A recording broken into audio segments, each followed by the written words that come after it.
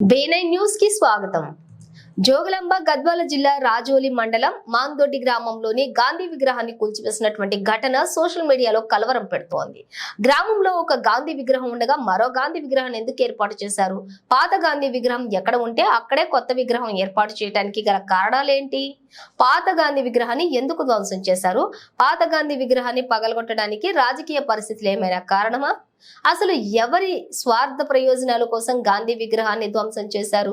జాతిపిత మహాత్మా గాంధీ విగ్రహాన్ని పగలగొట్టిన వారి మీద చర్యలు ఏవి అని అందరూ అయోమయంలో ఉన్నారు.